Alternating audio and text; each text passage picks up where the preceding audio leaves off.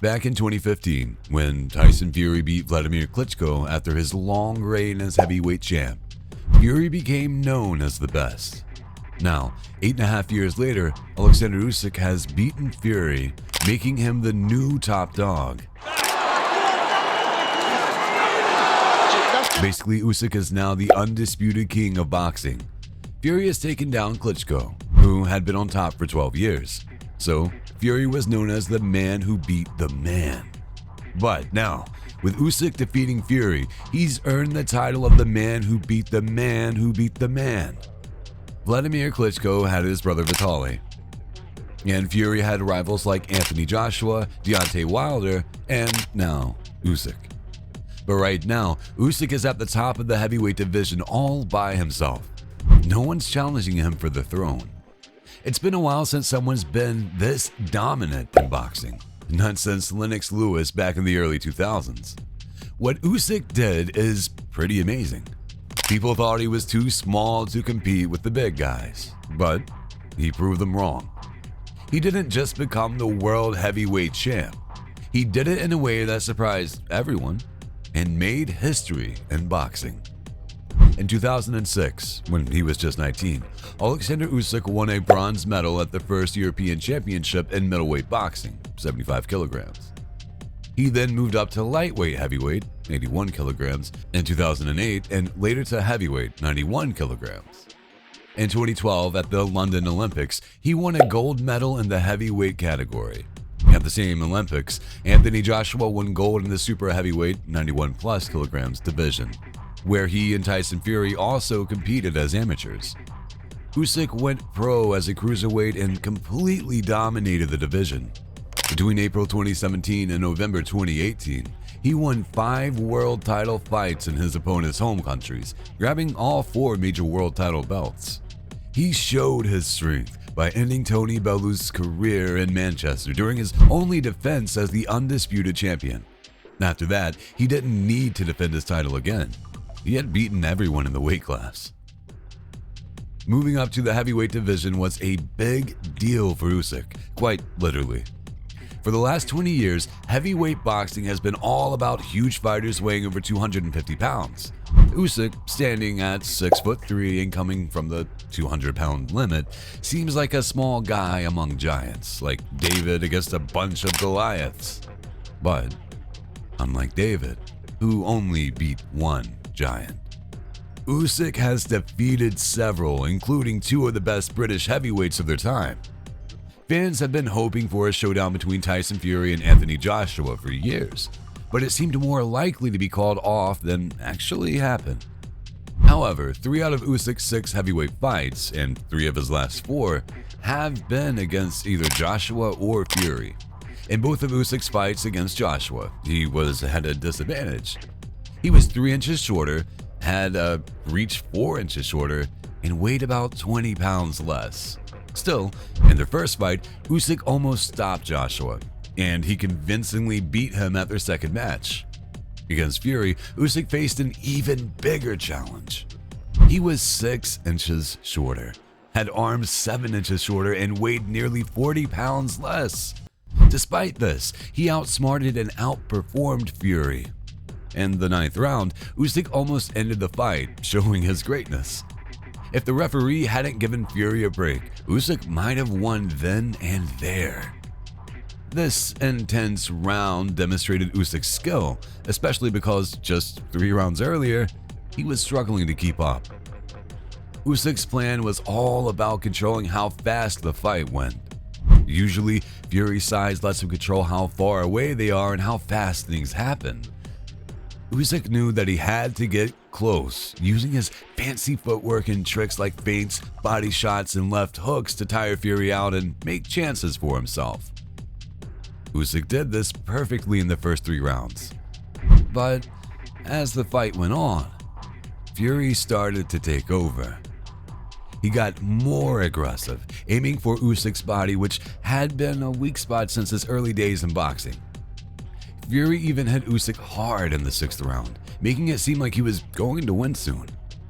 But if someone had told you at that moment that Usyk would win, you'd believe them. because Usyk's biggest strength isn't just how good he is at boxing. It's his strong belief that he can find a way to win, no matter what's happening. Starting the 7th round with low energy, Usyk did not give up. He pushed even harder, and by the 9th round, Fury was having a hard time keeping up, like he was all over the place. Usyk's crucial knockdown of Fury, where the referee counts when a boxer is held up by the ropes, ended up deciding his split decision win. Without it, the fight would have been a tie. Thankfully, Judge Craig Metcalf's unfair scorecard of 114 to 113 in Fury's favor won't be remembered. In the future, we'll only remember that when Usyk faced tough times, he kept fighting and found a way to turn things around. Usyk's victory made him only the 3rd person after Jersey Joe Walcott in 1949 and George Foreman in 1995 to become the world heavyweight champion at 37 or older. Even though he hasn't been in the division for a long time to be seen as one of the top 10 heavyweights ever, his accomplishments in 2 weight classes and as an amateur boxer where he won all major international gold medals guarantee that his name will always come up in discussions about boxing's greatest. Usyk's win meant more than just a boxing victory. It was about his country needing a boost. In Ukraine, the fight wasn't just about the heavyweight title. It was a chance for Ukraine to stand strong and independent against a much bigger opponent. Usyk, who fought on the front lines in 2022 and lost close friends due to Russia's invasion of his homeland, carried the hopes of 38 million people and the memories of countless others with him. Imagine the pressure Katie Taylor felt at the London 2012 Olympics. Then, make it 5 times more intense. It was a huge weight for any athlete to carry. Usyk didn't let the pressure get to him. Even when Tyson Fury's father John caused trouble or when Fury himself pushed him at the weigh-in, Usyk stayed calm. He stayed focused. Even when Fury hit him hard in rounds 4 to 6. During the week, Usyk showed his human side only a few times. He quietly cheered after meeting his hero, Evander Holyfield. He teared up when announced as the new heavyweight champion by Michael Buffer. And he got emotional again at the press conference when talking about his late father, who died shortly after Usyk won Olympic gold in 2012.